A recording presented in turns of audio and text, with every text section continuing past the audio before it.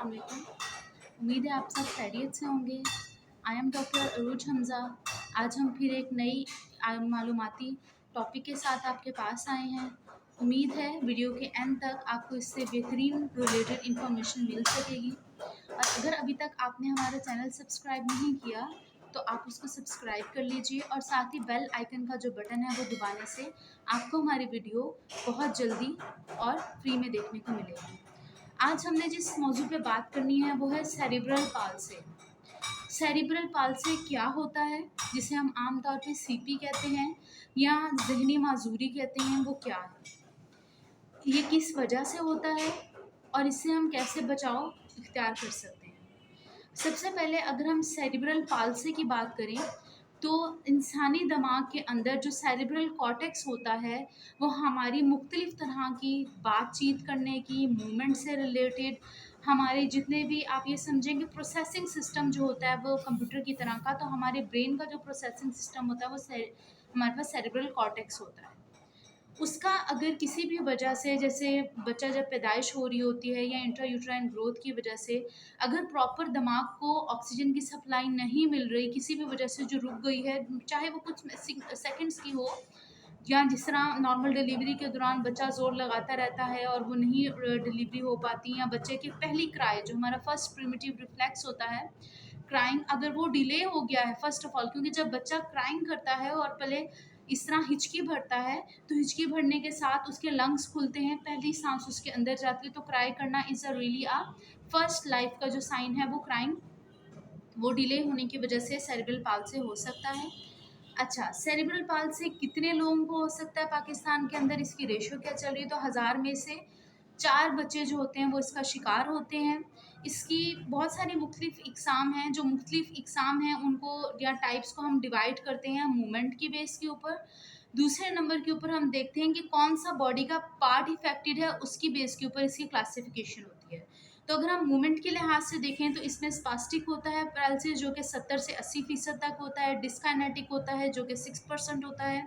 एटैक्सिक होता है जो कि 6% होता है, और मिक्स्ड में कॉम्बिनेशन टाइप आ जाती है। जब हम लफ्ज़ स्पास्टिक का बात करते हैं तो उसमें जिस्म अकड़ाव का शिकार हो जाता है। जो बच्चा स्पास्टिक सीपी के साथ होगा उसका जिस्म अकड़ा हुआ होगा और स्टिफनेस और टाइटनेस का फैक्टर ज़्यादा दिख रहा होगा। आप उसको पैसिव मूवमेंट या पैसिव रोम जो होगी वो नहीं हो सकेगी, आपको टेंडन टैप के साथ लेके चलना पड़ेगा। डिस्काइनेटिक के अंदर इनवॉलंटरी मूवमेंट्स हो जाती हैं, ऐसी मूवमेंट्स जो इख्तियार में नहीं होती उन्हें हम इनवॉलंटरी मूवमेंट्स कहते हैं।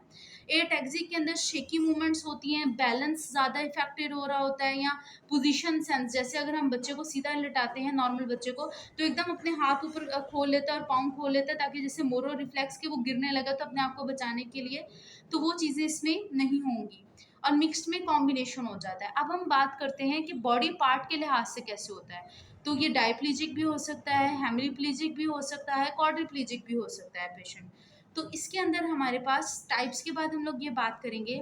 कि सेरिब्रल पाल्सी जो होता है वो किस जेंडर पर डिपेंड करता है, मेल्स को ज़्यादा होता है, फीमेल्स को ज़्यादा होता है, तो इसकी कोई जेंडर रेशो नहीं है।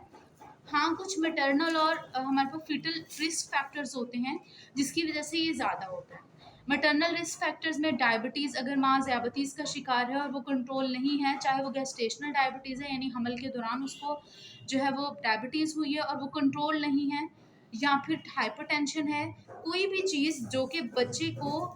खून नहीं पहुंचा रही, खून के ज़रिए ऑक्सीजन नहीं मिल रही है, उसे खुराक नहीं मिल रही, कि ज़हनी नशोनुमा उसकी डिस्टर्ब हो रही है, चाहे वो इंट्रायूटराइन है माँ की कोख के अंदर, या फिर उसके बाहर जब बच्चा पैदा हुआ है तो पहली क्राई उसने नहीं की और वो डिले है। दूसरे नंबर पे फीटल रिस्क फैक्टर्स के अंदर इस तरह हो सकता है कि बच्चे की पोजीशन ठीक नहीं है,